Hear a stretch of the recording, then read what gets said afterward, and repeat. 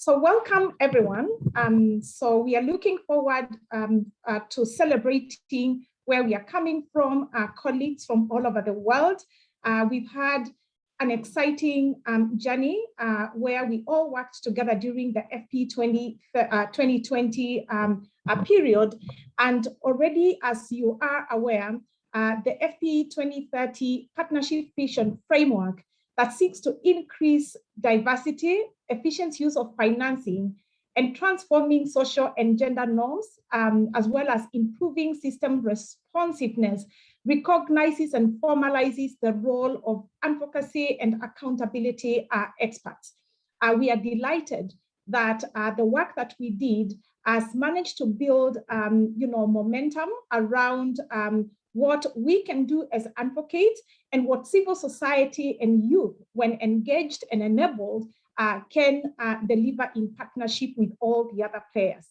Today, in addition to that celebration, we are beginning a process of engaging with each and every one of us to start building what we are calling the next phase, where we articulate, beginning with a 3-year vision, a strong strategy with a purpose-driven model that is informed by each and every single player to the extent that we can from all different levels that we expect the partnership to engage and draw from. We have several speakers lined up today, and we have a session. We have managed to carve out an agenda where all of us will begin to envision that future. And so to set us off a stage, we would like to ensure that our recommendations today, not only look back, but more project on what did we learn that we need to scale up, what did we plan to do that did not work well and that we can do better, but most importantly, what did we not do that we must do going forward? Whom did we leave behind that we must include? Those are the type of conversations that we'd like to have starting with this session. And just to lay a quick lay of land between now and the future ahead, this is just the first in a series of many conversations that we hope to have with each other to develop and co-own a strategy that is going to be fit for purpose for all the different levels that we will be engaging with during this FP 2030 framework going forward. So drawing on those lessons, given the shifts of FP funding and the evolution into the regional hub structure, impact of COVID-19 and increasing opposition that we are all aware of, this new global advocacy and accountability strategy is needed so that we can run an effective house coordinated from all walks of decision-making levels that we all engage with. So we would like to ensure that we set a partnerships advocacy agenda right for the next 3 years, as I said. We are looking forward, starting with this session, to get your recommendations for actions that need to strengthen how we work both nationally, subnationally, and then feeding into regional and global level, outlining the operational framework for a technical assistance that we may need, a mechanism that then would promote use of evidence and best practices so that we all find a way of engaging with each other and moving very fast. Outlining a system to advance coordination and alignment of advocacy efforts among civil society, youth partners, faith partners at global, regional, and country level. And of course, we know this work will succeed if we articulate the investments necessary to support the way we coordinate and move forward. So I'll pause there because Manda will be giving us some opening remarks with more beef on the exciting process and milestones that have shaped our recognition and the space created within the partnership today, and hand over to my colleague, Sophie, to kick us off with a celebration. Work without play is not fun. We've done a lot of work. Sophie, can we get to the next slide, where we are going to drum beat for ourselves and rejoice, the work that we've worked for quite a number of years with great success. Over to you, Sophie.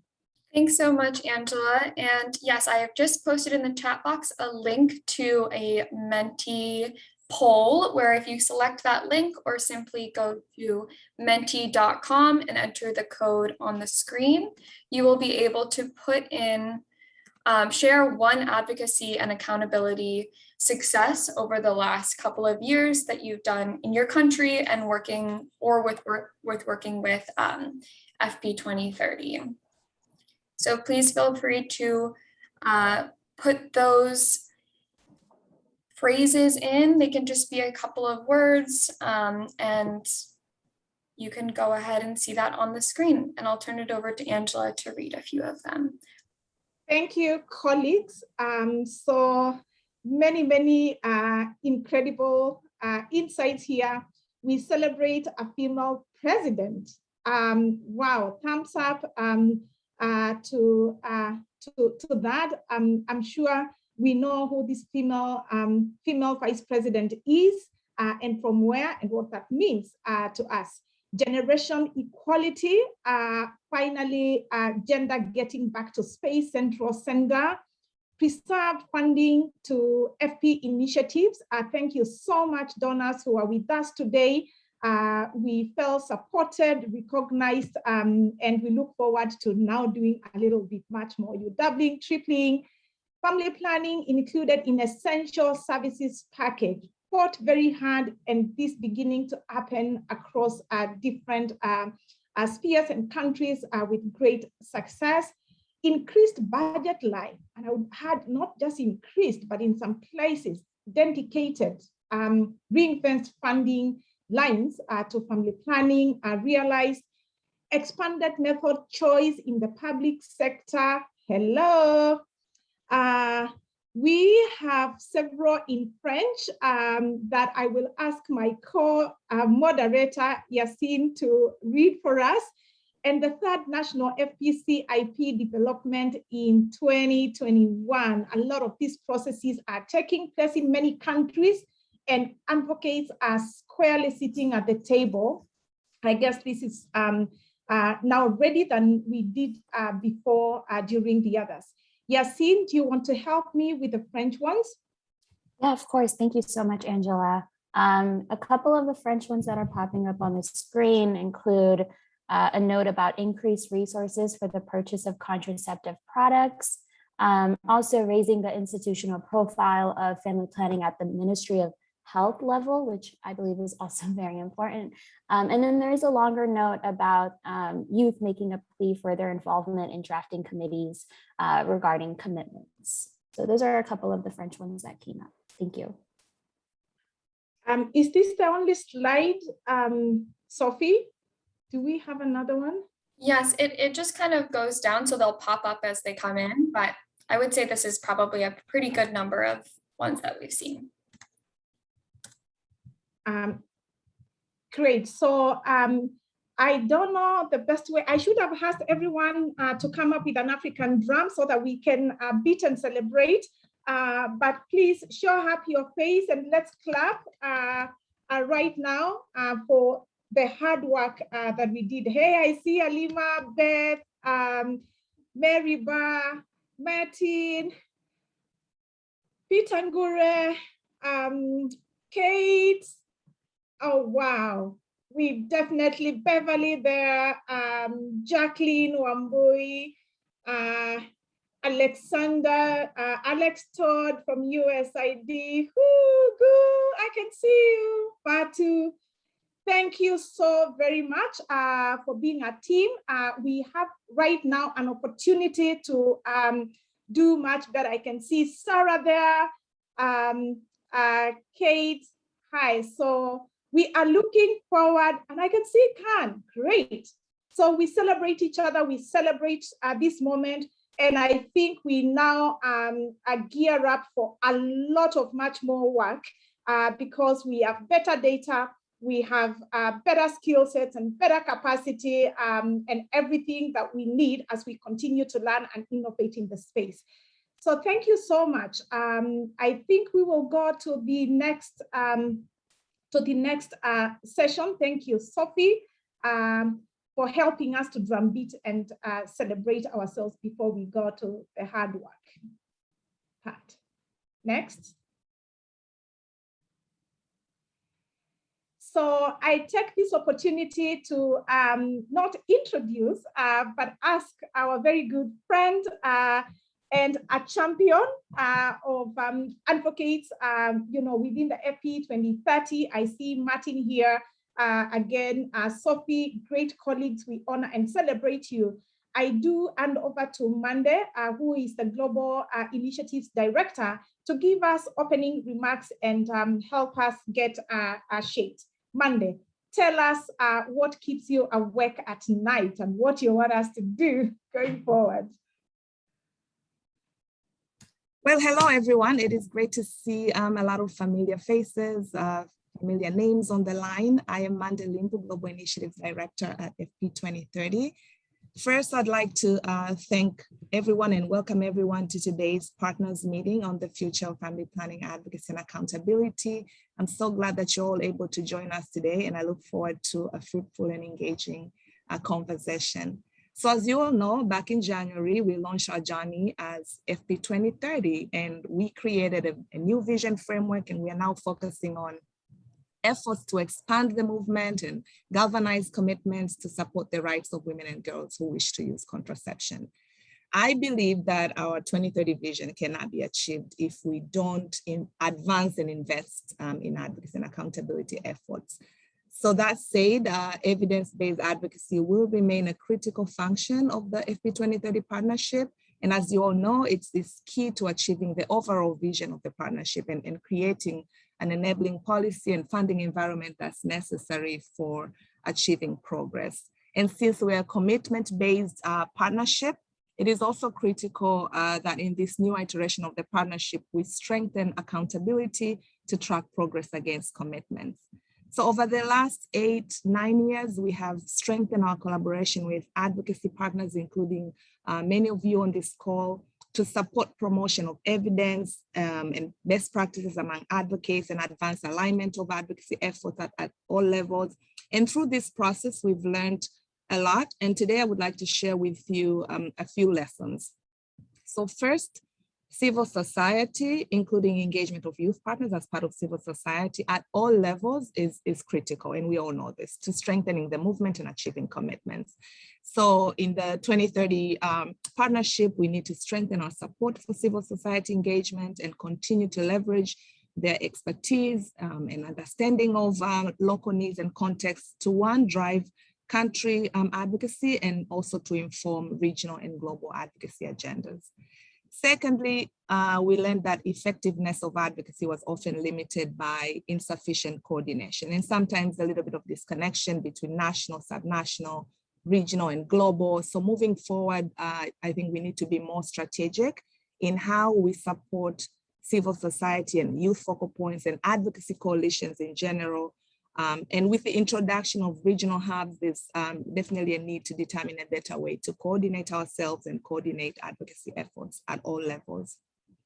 We've also learned that mutual accountability processes are critical to achieving progress and achieving commitments. And we all know that in the 2020 partnership, accountability was not very strong in most countries, particularly at the subnational level. So this time around, we're calling for greater investments in accountability efforts, including supporting countries to either establish or strengthen or expand their national and subnational accountability processes. And lastly, I think we all know this, that advocacy and accountability efforts remain underfunded and often focused on short-term kind of quick wins, which is great, but we believe sustained progress will depend on multi-year funding for advocacy and accountability, and looking forward to having that conversation today. There are obviously other lessons that our speakers will share shortly, But with these lessons, we've also witnessed a lot of progress, and you all have just mentioned some of good advocacy success stories during the icebreaker session, but there's still a lot of work to be done. As Angela mentioned, we're facing increasing shortage in funding for family planning programs, which means more advocacy is needed now more than ever to mobilize domestic resources as well as donor financial commitments. There's opposition that's becoming more organized and more effective, which again calls for greater advocacy and just strategic response in general as a community. So we make sure that we put measures in place to tackle the impact of opposition. And of course, the impact of COVID, which will most likely continue to disrupt provision of services and impact supply chains and all that. So we therefore need to continue to share and adapt innovative advocacy ideas and to ensure continuity of quality services and information. So where are we today? Drawing on so many lessons that we've learned and just given the current shifts and this new evolution into a regional hub structure, we agreed that a new advocacy and accountability strategy is needed. And as Angela articulated, we really want the strategy to help us to set the partnerships advocacy agenda and priorities for the next 2 to 3 years and articulate really our roadmap for achieving those priorities and how we're going to coordinate ourselves and what will be the mechanism for technical assistance, advocacy technical assistance in line with the new FP 2030 structure. So in terms of process, FP 2030 is looking forward to co-designing this strategy with all of you. We have partnered with Global Health Visions to lead the process and have established a small steering committee of about 10 advocacy partners who for their strategic guidance as we develop this strategy. And as Angela mentioned, today's kickoff meeting is meant to provide space for all of us to just come together, celebrate successes, share lessons, and start to make recommendations that will inform the strategy, which we hope to finalize in November. Between now and November, we will conduct individual interviews and surveys with many of you, and also with different constituencies. And once we have the first draft, we will facilitate small working sessions with key regional and country partners to ensure that we get the right feedback, but also for validation and to ensure ownership of the strategy by all partners. So as I said earlier, we hope to finalize and launch the strategy in November, and we look forward to working with you all in this activity. So with that, I will turn over back to Angela to continue with our agenda. Thank you so much. Back to you, Angela. Thank you so much, Mande. And as I said, all the colleagues at the FP 2030, you sit at the tables where we don't. And you seek us to inform what goes into shaping what we want and what can work best for the world that we all want to change. I do appreciate the opportunity to have all of us here today. And this basically, to wrap up what Mande said, the process that we are beginning is our process. We will knock on your doors every single day until we hear everything that you want to go into this strategy. And by November, we are looking forward to celebrating another moment where a human-centered design, a co-design process leads into a strategy, a framework that you see yourself, see success, see what you need to do with a great precision. With that, I would like to invite two of my most celebrated colleagues in the field of advocacy. 10 years ago, Beth and Alima held me in their hands and they said, we see something great in you. We want to sow a seed in you. And I got stuck to their shoes and clothes, and I can tell you today, I celebrate the giant in me because of these two colleagues amongst others that are here. Beth and Alima, through the AFP advocacy work that we all perhaps appreciate as being, across many countries, will be kicking us off, projecting to that future that we want to see now going forward from all the speakers.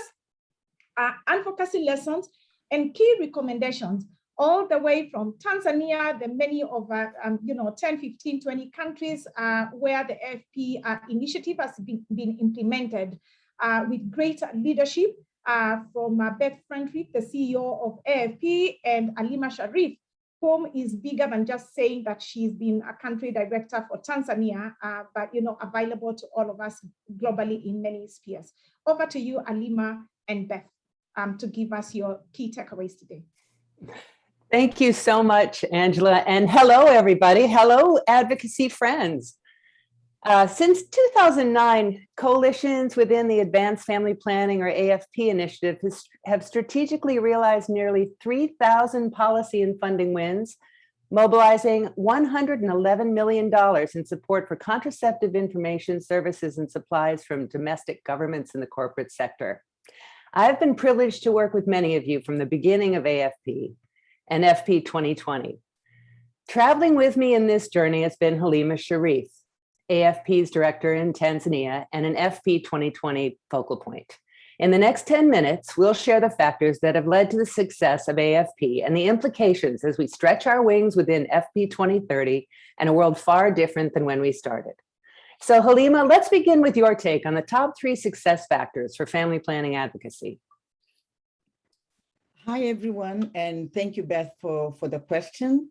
Top 3 success factors that come to mind.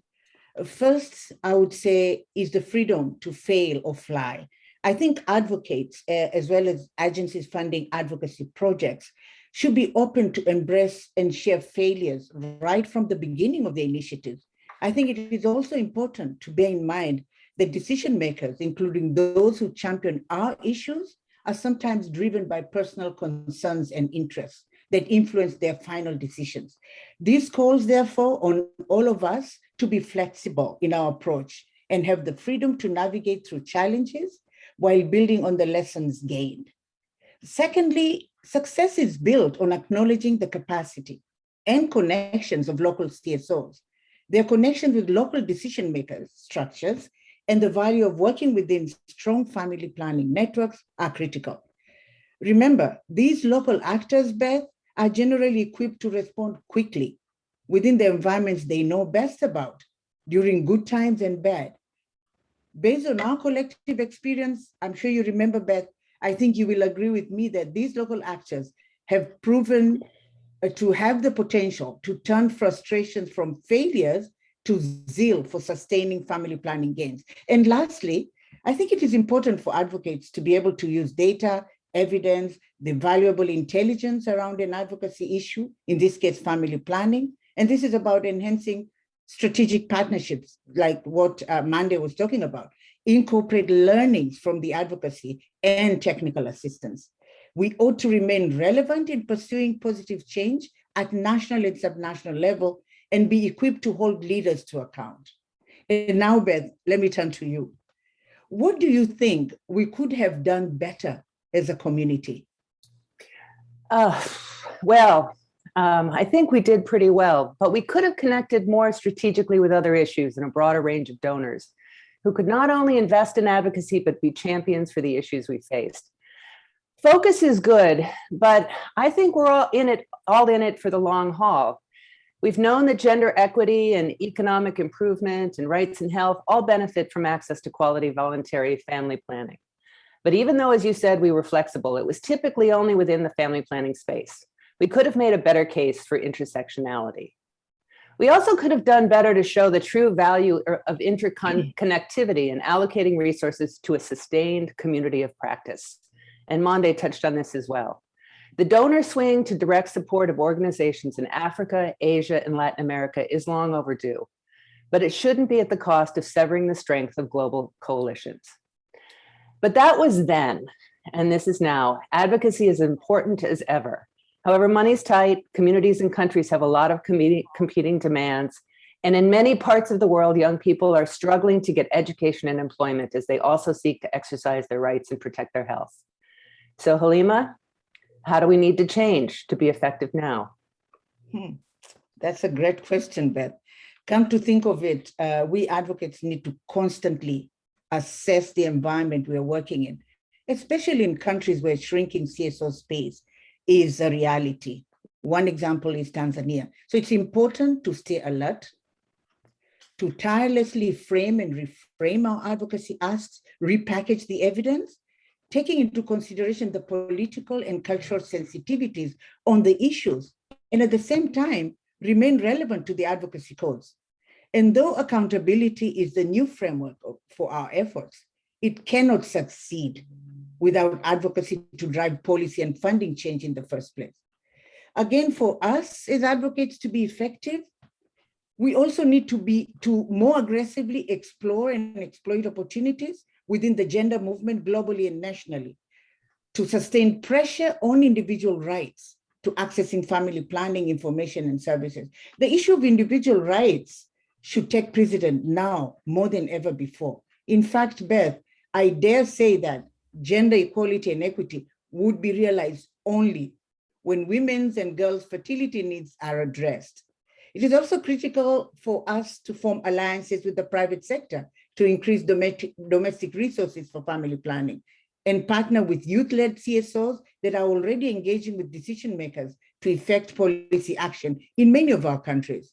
And of course, working in partnership with the media. That's the best thing I would like to talk about. Appreciating the role of journalists and continuously strengthening their capacity on issues we care about.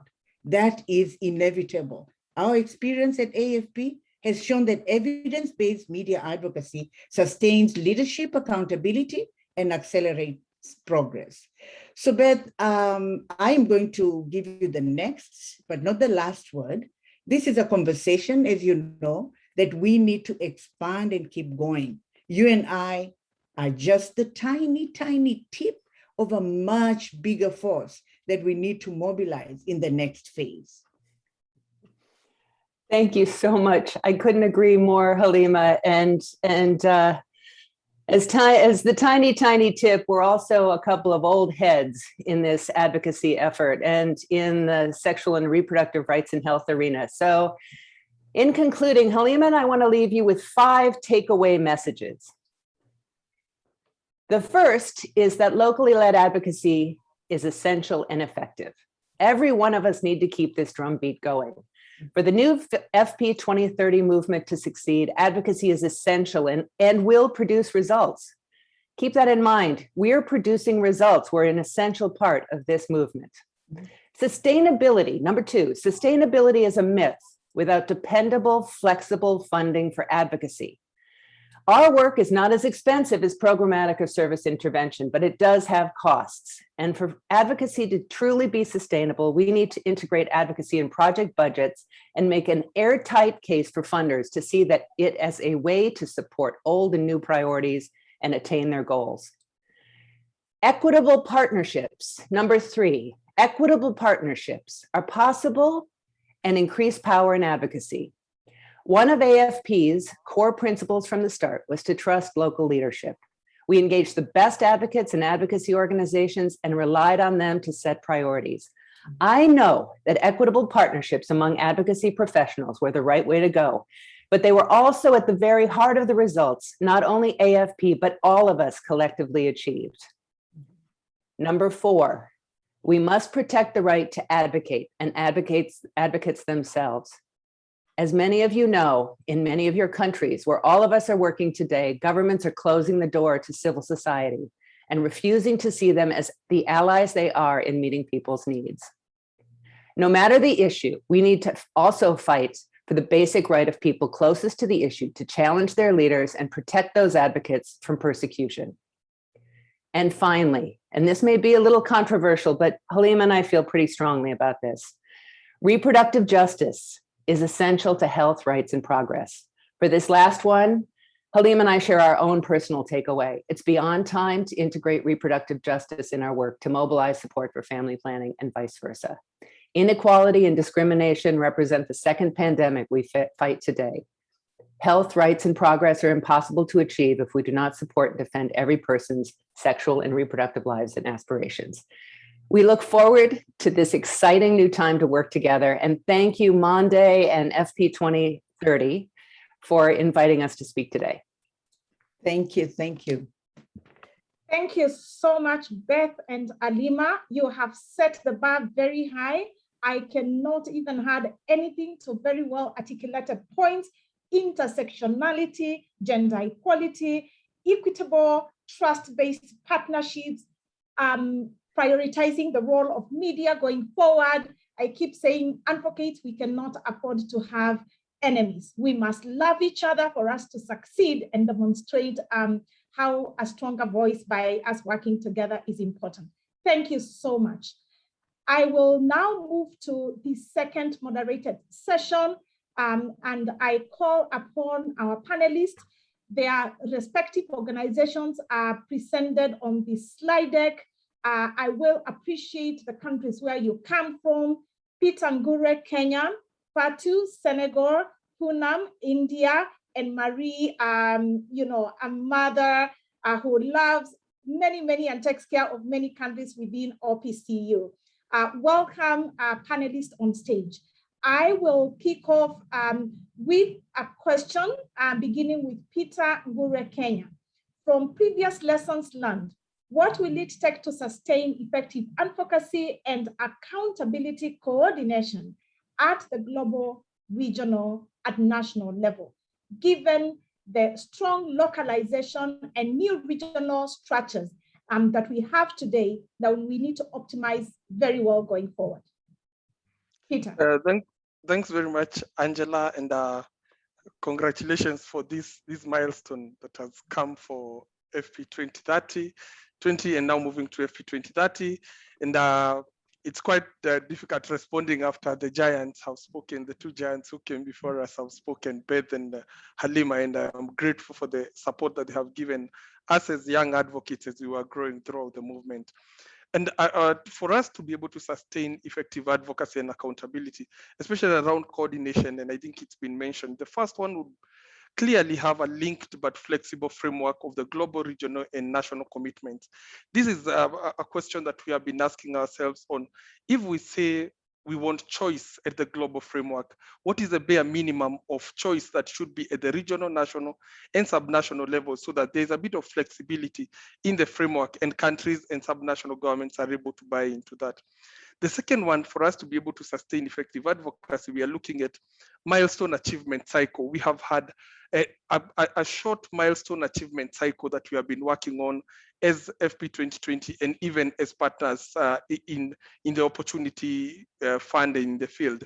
We need to extend the timelines. As you have mentioned, the first phase of FP 2030, we'll be looking at a 3-year strategy. Within that 3-year strategy, we need to ensure that even the partners who are implementing have a longer term sustainability advocacy contract. And this would also mean they have also increased advocacy resources that can sustain a push, especially now with the political pullback to FP, so that we have meaningful and sustainable wins within that time frame. The third one would be looking at the champions model. And I'm glad that Halima and Beth have mentioned a question around who defends the rights of the champions, who defends the rights of the individual focal persons who are pushing for FP, especially specific FP, as we move towards being zeroed down in the bigger RAMCA sectoral view. Who are the FP champions who we are working with? So we are looking at champions who are a model of champions who are very specifically looking at family planning within the other sectors, be it climate change, be it even the conversation on UHC. But how can we ensure that these champions are very vocal around speaking on family planning? We are looking at the fourth one, which is women and youth-centered advocacy model in other movements. For instance, in Kenya, we are talking about UHC, which is the biggest conversation we are having now. And when we go to the UHC and the health benefits package, we're asking ourselves, so where are the women and the youth in this package? Where is family planning, not as a component of RAMCA, not as a component of maternal child health, but stand alone with its own indicators? And so this will be quite critical even as we move forward. Angela, I'm looking at localization, and we know the journey to self-reliance is here with us, and COVID has taught us quite a bit that resources keep dwindling, especially at the larger international level. So we are looking at a sustainable mechanism where INGOs that have been operating in the region can be able to slowly but in a more effective way transition to local NGOs, and then even more subnational outfits that have quite some lower overheads and a very effective way of reaching the grassroots. And Angela, finally, I would look at the new regional structure that is being set up. And we are very grateful that FP 2030 has stepped down a bit and is now at the regional level and will be going to the country levels. And we're asking what coordination mechanism will the new regional structures be using so that they are able to reach the last mile. And I'm looking at coordination mechanism at the two levels. At the one led by the regional structure that has been set up, but also one that is led by other partners that come together for a specific issue. For instance, I'll give the example of Kenya, of Zambia, and even of India, where we have established TAC as a movement that has partners who come because of a specific issue that they want to generate, not creating consortiums that then swallow the original smaller organizations, but rather ones that have one issue that they want to, one unified advocacy goal that they want to run with and focus around. And finally, and has been mentioned by Halima and Beth, we cannot forget young women and adolescents as the game changers. They are the people we need to focus on for us to have a clear and a very sustainable vision for 2030, especially in the first framework. Thanks, Angela.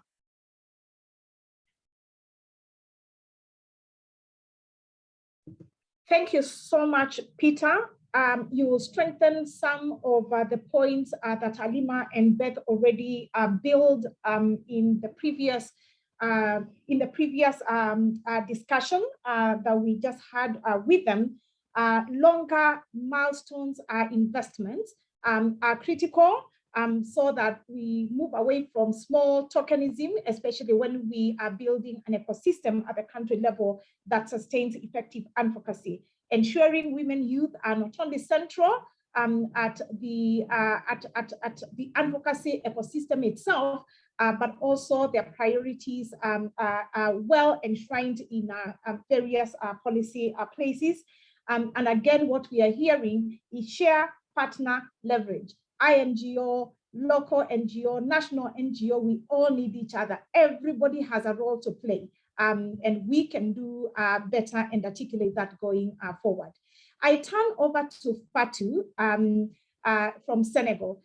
Fatou, I celebrate your youth all over the world, and you are here to represent them, and would like to hear from you.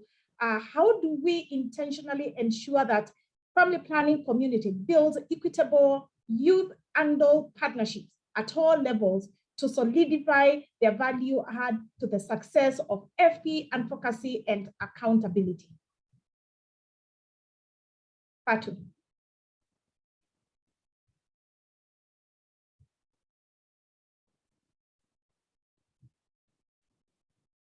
Thank you so much. So before talking about maybe how the FP community is going to be able to have a partnership for the youth, I would like first to highlight the importance of a youth partnership that can have the success in our advocacy efforts. In fact,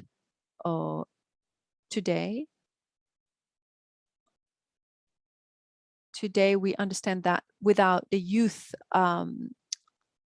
we cannot really have a good interventions that have success. So with the youth partnership must be equitable.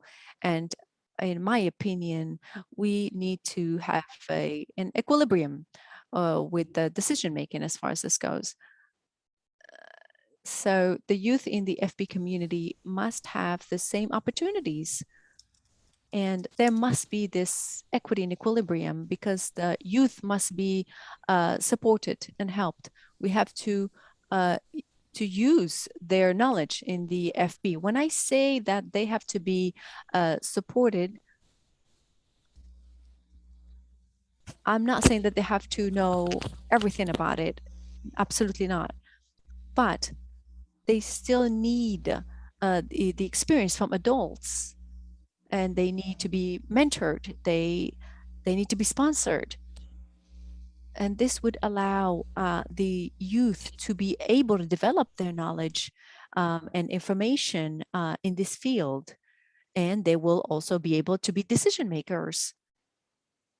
And a second point, I think that in order for this youth partnership be equitable, we need to have a more simplified way of financing. What we see is that many organizations for the youth don't really meet their needs for advocacy projects, for the big advocacy projects. And as far as the advocacy goes for family planning, the youth are not really recognized by partnerships, and it is impossible to be young and have worked with this or that partner. So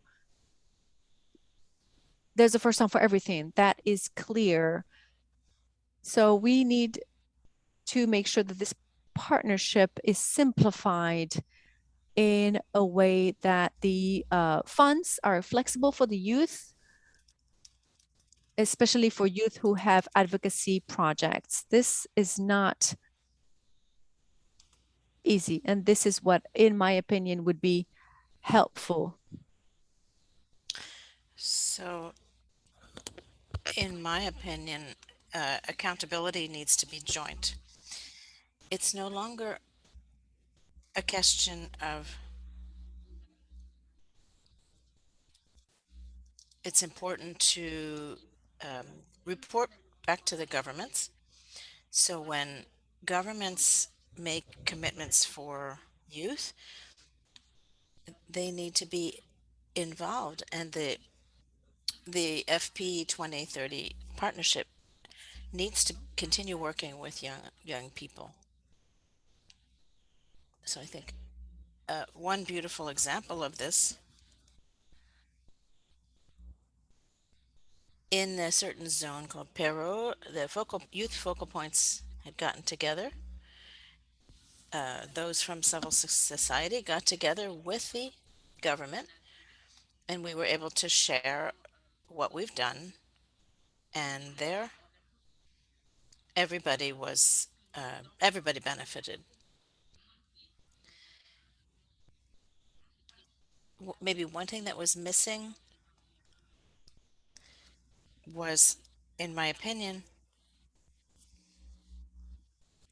we need to be able to strengthen this type of project. Thank you. That's it. Thank you so much. Thank you so much, Fatu. You raised salient points here. Joint accountability means, no accountability and setting priorities for youth without them. Support, mentor, empower, and resource amongst other key priorities that Fatu would like to see included in the strategy going forward. I move on to Poonam. So Poonam, going forward, how do we advance accountability for FP 2030 commitments, and how can the FP community support countries to strengthen accountability at the subnational level? Over.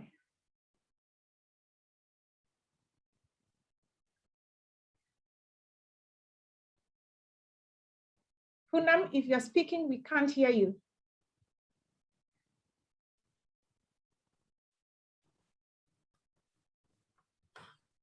Thank you for this terrific opportunity, Angela, and thank you for including accountability as a foundation and a pillar for FP 2030 going forward.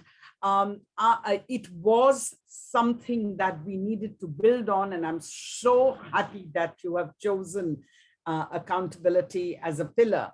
So let me begin by stating from with huge responsibility that FP 2030 provides us an excellent opportunity to help make accountability mechanisms stronger, more systematic, and transparent.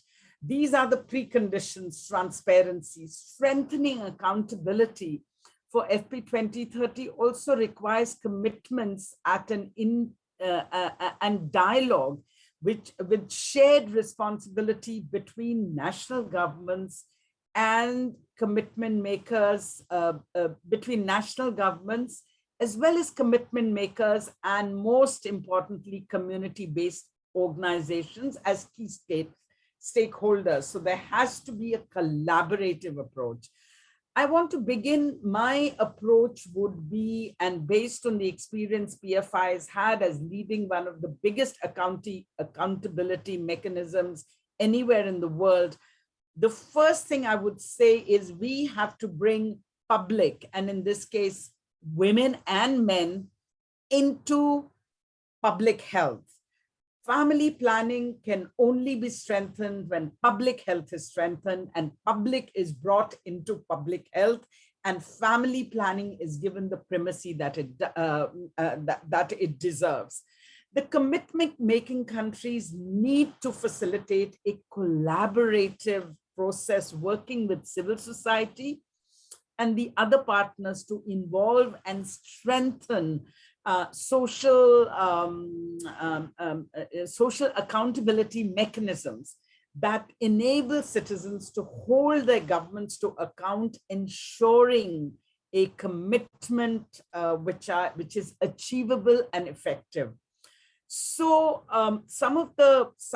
as we plan for family planning, review and implementation is important, but it is expensive to evaluate. And all of us, starting with Beth and other speakers and yourself, Angela, in the introduction, you mentioned that the funding is very limited for family planning. So we have to find innovative and great ways to involve communities in holding governments accountable. But the first step is that they must know what their entitlements are. As far as family planning goes, I think there isn't clarity on what is free, what is, as a rights-based approach, which the commitment countries have accepted. What is a woman's or a family's entitlement when we say rights-based approach? Quality, to name one, counseling, choice, all of these are entitlements. And unless the community knows that, and we are very clear on that, how is the community going to hold the government accountable? And I'll quickly come down to an example of a community action for health, which is, as I said, the largest one working in 250,000 villages, 250,000 villages across the country in India. And it is a mechanism that civil society, along with government, came together and designed. And the strategies under this program really are, to name three: increasing community awareness of people's health entitlements and the role and responsibilities of service providers. Second, training members of welfare committees. Every country has different welfare committees, and if they don't exist, we have to create welfare committees. For instance, in India, at the community level, there is the village health and sanitation and nutrition committees. There is the Rogi Kalyan Samitis, which is people's committees to look at grievances. And second strategy that we have, the third strategy, which is integral to this, is public conversations. We call them Jan Samvads, which is public hearings, which are between community members and frontline health workers and those at the at the what is called district level, village level committees. And this infrastructure costs no money. Online training costs very little money. So if we have to develop mechanisms which cover across countries, across regions, districts, we will have to ensure that we need limited money. And finally, we have a great example. We started with advanced family planning, and we had the privilege of being one of the first partners of advanced family planning in India and a model that they exported from Indonesia, district level planning. If you really want accountability, it cannot be at the national level. National level, it'll percolate up if you have the triangulations right. Finally, I want to conclude by saying that the proposed work on accountability for family planning can draw from global experiences.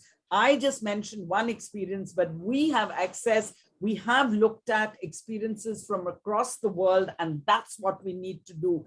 Inexpensive, effective, with community participation. Have I overrun my time? Thank you so much. I wish we had all the time because all of you are excellent speakers. Absolutely fine. And basically you raise, cost effectiveness is something that we have to think about as we seek and support our funders to ensure we are sustained in our work.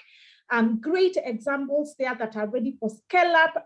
So that means we need to talk more. We need to find ways of ensuring that we stay very much engaged and learning from one another. I turn over to Marie Ba, all the way from OPCU. Marie, with the newly emerging and changing global focuses, gender, COVID-19, universal health coverage, primary health coverage. So how do we ensure family planning finds its place on the policy agenda and remains a priority for policymakers? Alima and Beth talked about this a little bit, and Peter touched on it. Please help us to really begin to hone in on some very specific things that we can do differently to make sure that we are not running our own game, but we are part and parcel of the conversation of the day. Marie. It's a huge issue. I really commend Poonam for her comment. It's not all about money. It's not all about the funds, but I think in terms of domestic funding, there's absolutely some work that we could do. Being able to increase it, and we have seen as much from the most of the OP countries, especially for contraceptive purchases. So I think we need to decrease dependence on foreign aid, and there's other ways that the foreign community and can help civil society and help increase accountability. And so I expect that advocacy and resource mobilization will help us achieve that. And one way towards that goal is to better showcase long-term benefits of family planning to our decision makers. I think it's pretty clear to us, but it's, in terms of the broader community, I think it's a little hard for them to understand. And so maybe it's the narrative that we need to change and make it wider. And we live in these times of short-term political gains, and we need to bring our policymakers to see more of the long-term and one of the most effective investment, if not the best investments, for equitable economic and social advancement.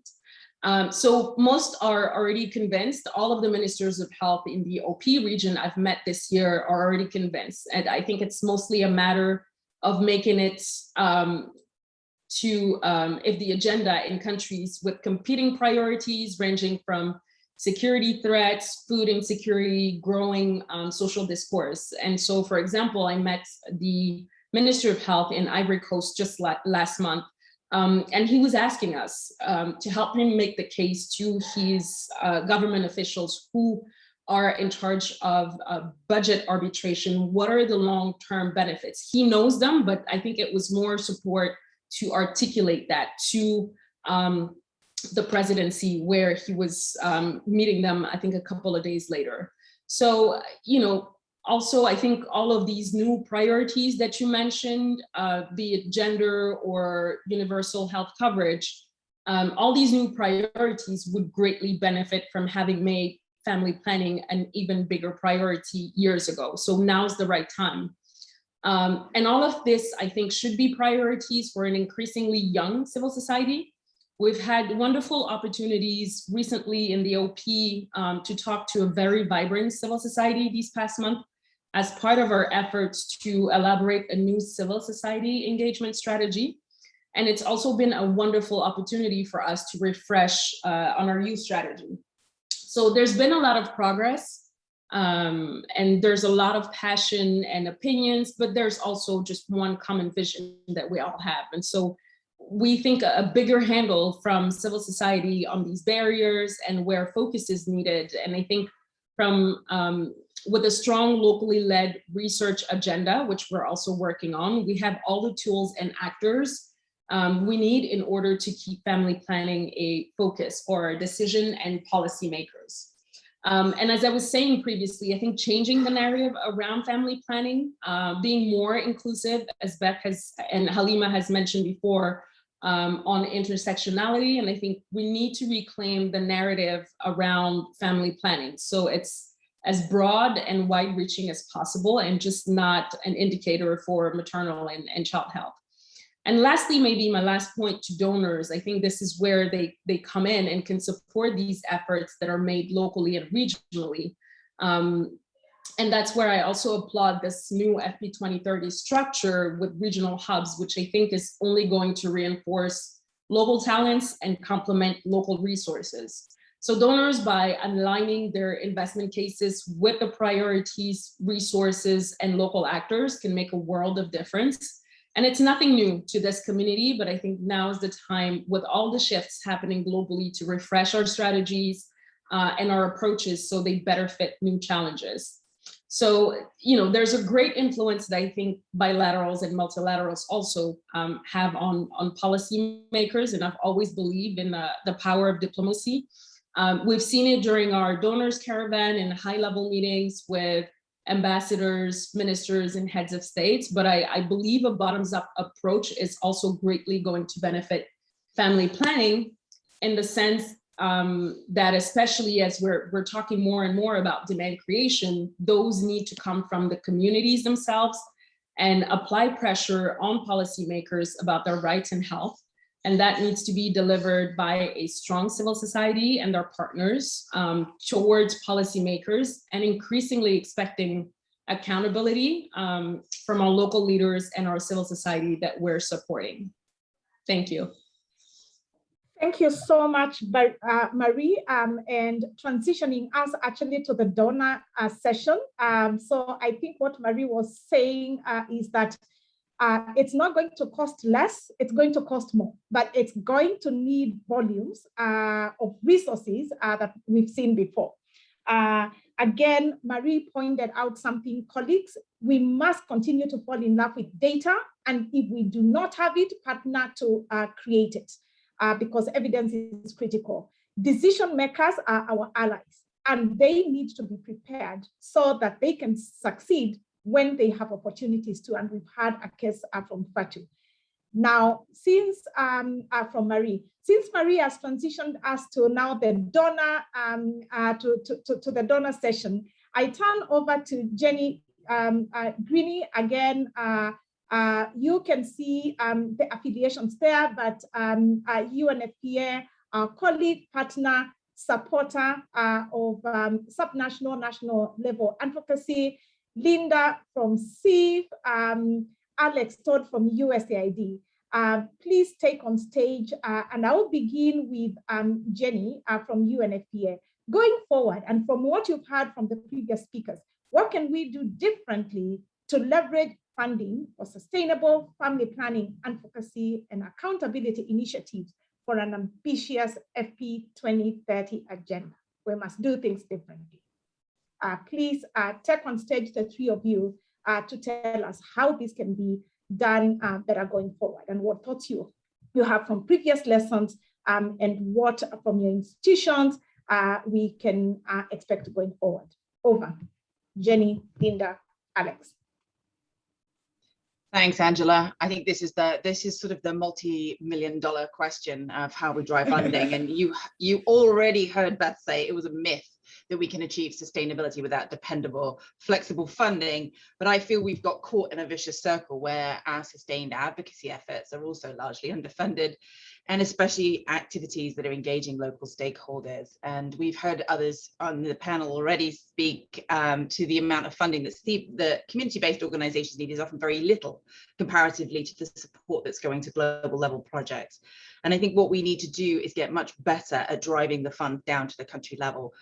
Time is very limited today, and others have covered some of these issues already. So I'm going to really condense my remarks to speak to you briefly about an opportunity, I think, from UNFPA's perspective, about how we can better engage local actors and community organizations in our advocacy efforts, and how we can build their capacity to participate meaningfully, and as well how we can all coordinate ourselves better to give the maximum impact for our advocacy efforts.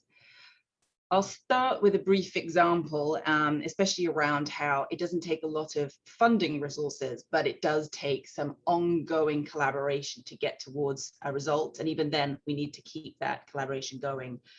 I know many of you were able to attend the summit on ICPD 25 in Nairobi, and many of you were engaged in some way in those events. What we were able to do well in advance of that was to have a technical consultation on family planning, looking at the direction we would take. And then unusually what we did, because this isn't a space that we can usually engage young people in this way, was to bring not just youth technical focal points, but also youth advocates to that meeting. And it changed the structure of the meeting completely. They came very well prepared to speak on their issues. They helped us turn the resulting technical paper into a guide for youth advocates, which was calling for action on young people's need for contraception. And that fed into the ICPD summit itself. So young people there had a sort of playlist of things that they were asking for, very clearly articulating. And I think it helped bring all of those pieces together. And for those of us who were lucky enough to actually be in Nairobi, you will recall that the presence of young people was incredible. There at least a third of people there were young people, but having them being able to advocate jointly was important. So what was important there was more about the long-term engagement. The financial costs of the effort were essentially not much more than the participation of their travel and some publication costs. This really isn't a great deal for organizations that are used to operating at global level. But again, it's about how we can get those funds down into the community organizations. So as you know, UNFPA is not a donor itself, but we do help channel funds down to programs. And one of the lessons we have learned very well right now, and especially in light of COVID, is that business as usual and the top-down approaches that we have been taking maybe in the past are just not an option any longer, especially if we want to make progress towards 2030. We have been developing our new strategic plan in support of the 2030 agenda, and I hope many of you were able to be part of those stakeholder consultations that have been helping shape that. And yes, the focus still remains on 3 transformative results, and one of those is ending unmet need for family planning. And we're still going to be supporting advocacy and policy dialogue support. But our aim is now going to be to decentralize the mode of engagement. And I mean that we are really making meaningful changes about how we can develop and expand collaborations with traditional and non-traditional partners. And what we want to be able to do with the support is to provide much more customized solutions, responding better to local realities and priorities. And of course, all of the emerging challenges we're facing. I think this will be an opportunity to support better coordination of advocacy efforts in country. We don't have all the answers of how to do this yet, but we do have this opportunity, such as today, through the FP 2030 framework and the collaboration we have with all of you to understand how we can do this better. How can we do this to better support advocacy and policy dialogue? And how can we ensure that that is inclusive of the women, girls, and the young people that we're aiming to reach? Certainly, this is an ongoing conversation, and really looking forward to connecting with you all further on this approach and how we can get it right. Thanks, Angela. For sharing critical lessons and letting us know how UNFPA is prepared to be part of this process now and going forward. I turn over to Linda for your quick remarks. Linda. Thank you so much, Angela. And I'm going to try and not repeat the great points made by Jenny. But really to say, as was mentioned earlier, we're really at a defining moment in terms of needing to push for continued prioritization of family planning and sexual reproductive health within health budgets, particularly as was mentioned in light of the increased financial pressure from governments as a result of the pandemic, but also the general decrease in donor financing that we've been observing over the last few years. And at CIF, we've been listening to our partners, many of whom are on this call today, about the challenges they face in carrying out effective and sustainable advocacy in this context. And I just wanted to pick up on 3 things that were raised by the previous panel that will be important to continue, change, or ramp up. So one, as was said, is amplifying the power of local networks to advocate and ensure local accountability and really create spaces for stakeholders from various sectors to come together and examine progress using data and evidence. It was a key success of FP 2020 and will be even more so with the new regional structure being built, and donors need to continue funding this work. So as you know, we have been supporting advocacy work with our grantees, including with youth-led organizations across key FP 2030 countries for several years.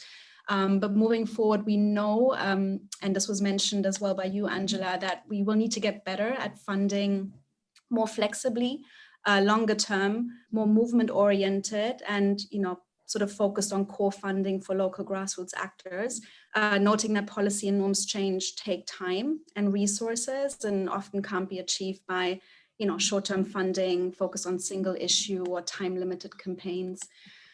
We also know that we need to get better at supporting more marginalized actors and voices who we know have been at the forefront of advocacy and movement building for decades. And this is why at CIF, we're now starting a comprehensive review of our grant-making approach, integrating a diversity, equity, and inclusion lens into our work, including the advocacy work.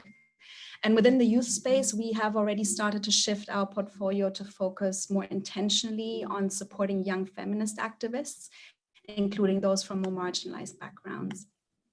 And lastly, and Beth, Halima, Peter, and Marie, and many others mentioned this earlier, we need to get better at looking outside of our respective silos and just think differently about making the case for continued investment in family planning, really by ensuring visibility of the issue within broader health and development frameworks, and that includes UHC, and looking at it from a policy measurement and financing perspective. And the point that Marie made about investing in family planning is not a zero-sum game vis-a-vis other pressing issues, be it climate, gender, women's equality, security. So intersectionality being critical to recognize and intentionally apply in our efforts. And we believe that with the generation equality process in particular, which was also mentioned in the Mentimeter earlier, we really have an opportunity to think more holistically about how family planning and broader sexual reproductive health and rights is critical to achieving gender equality and to make the case for it. And CIF is one of the co-leads of the Bodily Autonomy and SRHR Action Coalition, and we're very keen to continue working with our partners to support this effort. The second thing I wanted to pick up briefly is the need to get smarter about countering the opposition, which is critical to sustaining progress. And what our partners and grantees are telling us in particular is that they need to more funding to get better coordinated amongst each other in how they anticipate and respond to opposition attacks. So investing in strategic and coordinated communications capacity is really key. And that is something that we are also ramping up within our grant making. And then the last point I wanted to make is the importance of recognizing also the potential of the private sector and engaging with them, both for resourcing efforts, but also in terms of advocacy to change practice. And so, at CIF, we have a growing portfolio on this with a particular focus on self-care and sexual reproductive health, and, would like to build that out more. So I'll stop here. Thank you. Thank you so much, Linda, and Jenny. You've said it much better, and I'm glad that you actually are ahead of this game, and we can count on you as our continued champions for this cause. I will turn it over to Alex, USAID, big time investor in the space. Over to you, Alex. Thank you so much, Angela, and thanks so much for having this conversation today, particularly during the current context of the COVID pandemic. It is so important to continue investments in FP advocacy and accountability to ensure policies developed are implemented correctly and to ensure family planning is not forgotten when shocks to a system like conflict, natural disasters, and disease epidemics occur and funding is funneled away from FP to other services. FPRH services are life-saving, as we all know, and continued advocacy is needed to highlight FP's important contributions as governments and communities respond to system shocks. Being more inclusive in this endeavor, as Marie said, will ensure we have more allies in this cause. As you know, USAID has long supported addressing data-driven FP advocacy and accountability initiatives through our programming. Building advocacy capacity for civil society is key and needs to continue, especially for those who are more vulnerable in society, so they can be heard by and as stakeholders. Since initiating the Repositioning Family Planning Initiative in 2001, the evolution of family planning advocacy through other initiatives such as AFP, FP 2030, Equitable Partnership, have raised the voices of the most vulnerable, including youth, which has been so heartening to us at USAID. Going forward, and particularly thinking about the first guiding principle of FP 2030, which is voluntary, person-centered, rights-based approaches with equity at the core, we can continue to leverage funding for FP advocacy that supports the ability of marginalized groups to participate in the policy-making processes, and to quote our director, Ellen Starboard, reinforce government's accountability to their citizens over accountability to an external global partnership, which, as Marie said earlier, is reason to welcome and applaud FP 2030's regional hubs. As Poonam reminded us, we need to look from examples across the globe. And in that vein, I offer the example of Guatemala here. And most of you know, Guatemala no longer receives US family planning assistance. And we should envision a world in which countries that have successful advocacy efforts are defined by individuals, including youth, as Fatu reminded us, after our assistance ceases. And as Halima and Beth have reminded us so eloquently, the right to advocate is protected. The situation of Afghanistan right now reminds us that many do not have this essential right. Support from successive USAID funded policy projects help to strengthen female leadership and participation, especially among Indigenous women in Guatemala, in advocacy and policy processes.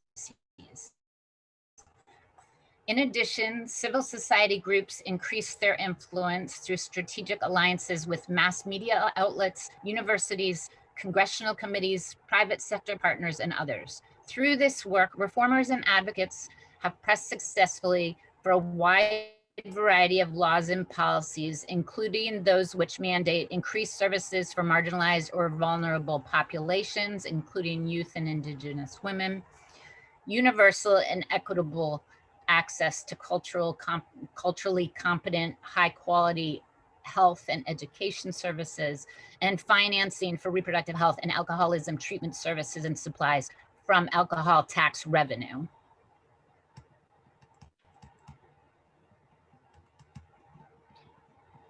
Echoing Monday's comments this morning, advocacy investments need to be long-term investments. As Peter said, we need to extend advocacy deadlines in order to be successful.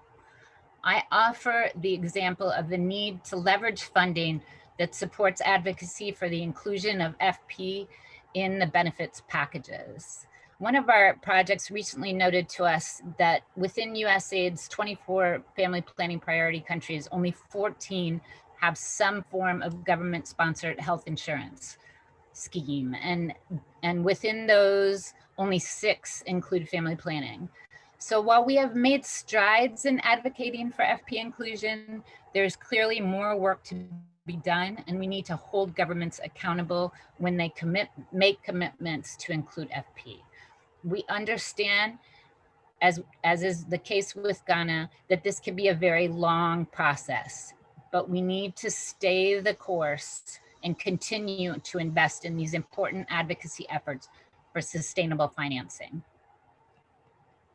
Over the years, USAID funded projects have developed tools not only to advocate for the importance of family planning to development and economic goals, such as rapid and engage, but to hold stakeholders accountable to FP commitments, such as the Samasha Motion Tracker, which is expanding its reach into working with Francophone African countries as well. We will need to continue our investments in addressing accountability, especially after governments make those initial commitments, to ensure that funds designed for FPRH are actually dispersed and implemented.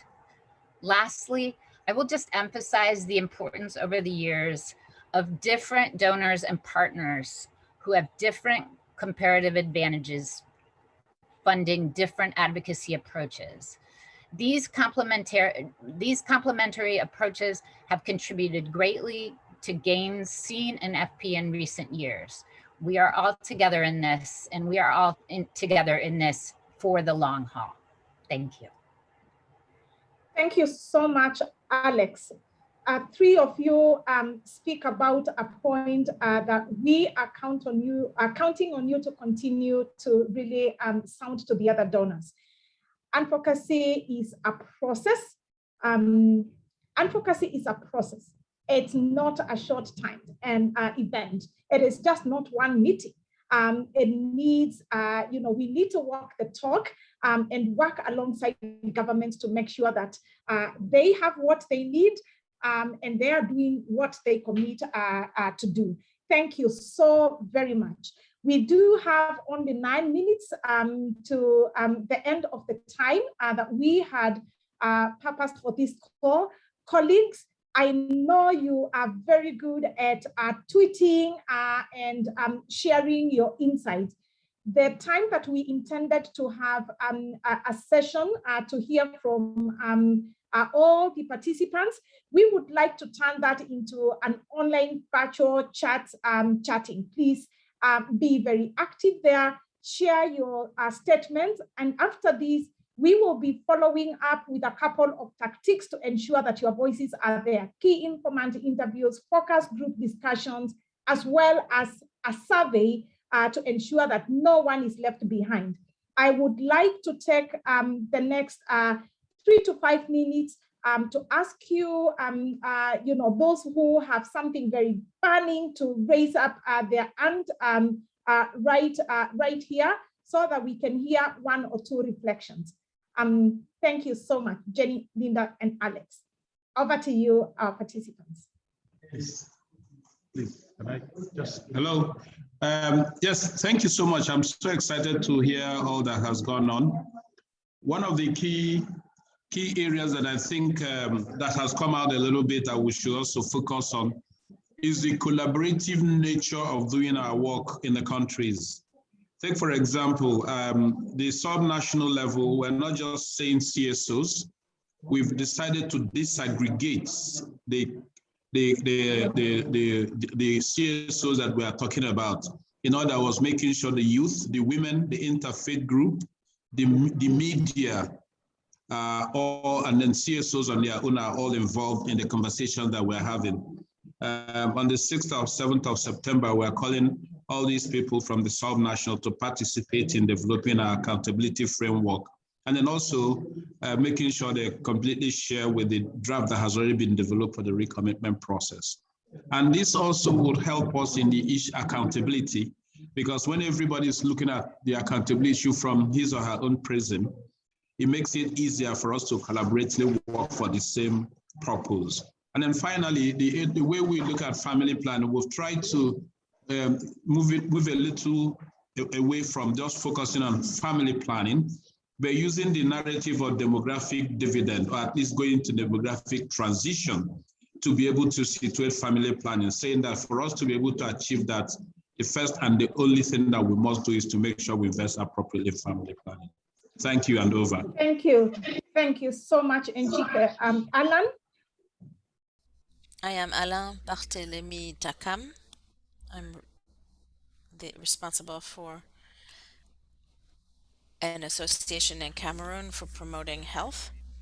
So I followed many of these interventions, which were really excellent. As far as youth advocacy with respect to family planning. I've already started to lead activities here in Cameroon, but I feel that I'm not at all supported.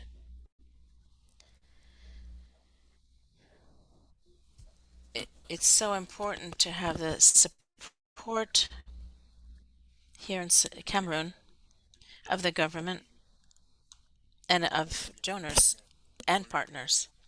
So the situation that I'm in, or the organization of which I am secretary now, would really love to have your support. That's just this suggestion that I wanted to make, and I would love Thank you. to have your contact information Thank you so with much, Alan. family planning Thank you. 2030. Thank you so much, Alan. That's why we are here, and we are stuck together up to 2030. We'll definitely be following up with all of you. Continue sharing your recommendations, and I would like to turn the session over to our very own Martin, for his remarks, and Manda for next steps. Over to you, Martin. Thanks so much, Angela, for the opportunity. And I'm the interim executive director of FP 2030, and I'll get to that in just one moment. But incredibly inspiring last 90 minutes that we've had together.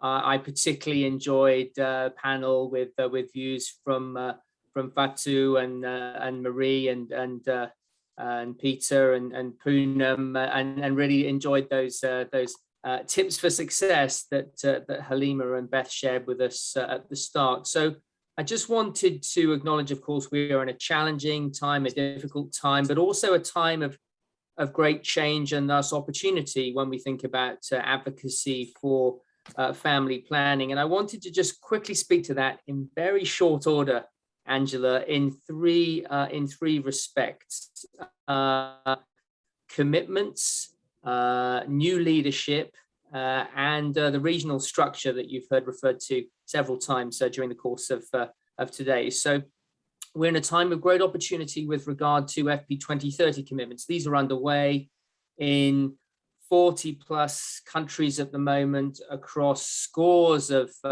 non-governmental organizations, in many donor institutions at the moment. There's great opportunity for us all as advocates to be in there in those conversations. I see many of the fingerprints of people on this call in the 10 or so country commitments that already come to us at FP 2030 in many of the different facets, including exciting improvements in the way that domestic resources are going to be mobilized and tracked, and the accountability mechanisms that relate to commitments. But be in there, be in those conversations. So we are in a critical time of setting FP 2030 commitments that we really want you all to be heavily involved in as advocates, and a vast majority of you on this call are already involved. That's the first key point here.